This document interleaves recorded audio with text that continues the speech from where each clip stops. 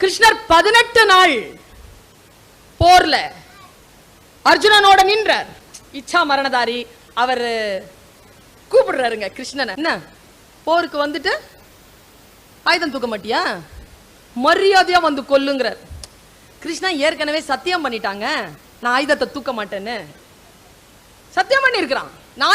அவர் சொல்றாரு, நீ ஆயுதம் தூக்கல, என்னோட நீ போரிடல, இன்றைய இரவு நான் அக்னி பிரவேசம் செய்து செத்து போவேன். இது பீஷ்மர் கொடுத்த உறுதி. அவர் கத்துறாருங்க. இந்த உறுதிமொழி கொடுத்த உடனே கோவம் வந்துருச்சு கிருஷ்ணனுக்கு. பார்த்தன் சொல்றான், கிருஷ்ணா உணர்ச்சி வசப்படாத, உன் சத்தியத்தை உடைக்க போறாங்க, நீ உணர்ச்சி சும்மா இரு. கையில அந்த சக்கரவர்த்தி எடுத்துட்டு ஓடுறாங்க. ஓடி போகும்போது எல்லாரும் பிடிச்சிட்டாங்க. யார? கிருஷ்ண பரமாத்மாவை பிடிச்சிட்டாங்க. அன்னைக்கு போர் முடிஞ்சது. நேரா டென்ட்ல கோவமா உட்கார்ந்துருக்கான். பார்த்தன் ஒன்னும் பண்ணல. பார்த்தன்றா அர்ஜுனன், அவன் ஒன்னும் பண்ணல. நேரா டென்ட்டுக்குள்ள போனான். என்ன என்ன என்னை கோபப்படுத்தி விட்டான் பீஷ்மன். எதுக்கு இந்த டிராமா? என்ன டிராமா? ஒரு டிராமாவும் இல்ல. இல்ல இல்ல டிராமா தான். ஏன்னா எப்படி சொல்ற, எப்படி சொல்ற இந்த டிராமான்னு எப்படி சொல்ற? கிருஷ்ணா இங்க பாரு, உன் லீலை என்கிட்ட வச்சுக்காத. உன் கையில இருந்தது சக்கராயுதம். ஆமா, இருந்த இடத்துல இருந்து விட்டுருந்தாலும் அவன் செத்துருப்பான். எதுக்கு ஓடன? இது அர்ஜுனன் கேட்ட கேள்விங்க. பிடிப்பாங்கன்னு தானே, அவனை கொல்ல மாட்டான்னு தானே, அவனை கொல்லக்கூடாதுன்னு முடிவு பண்ணல.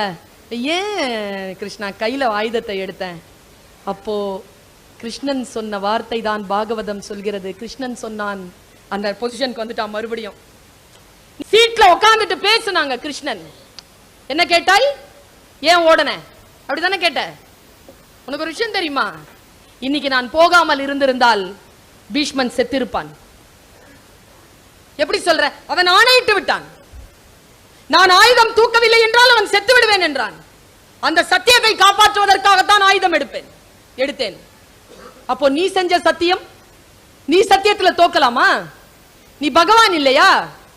உடனே அந்த பகவான் சொன்னான், ஆம் நான் பகவான், அவன் பாகவதன், என் பக்தன் அவன்.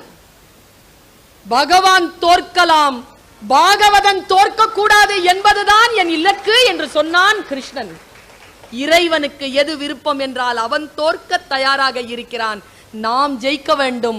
பல நேரங்களில் அவனை ஜெயிக்க வைக்கிறோம் என்று சொல்லி மனிதர்களாகிய நாம் தோற்று கொண்டிருக்கிறோம்.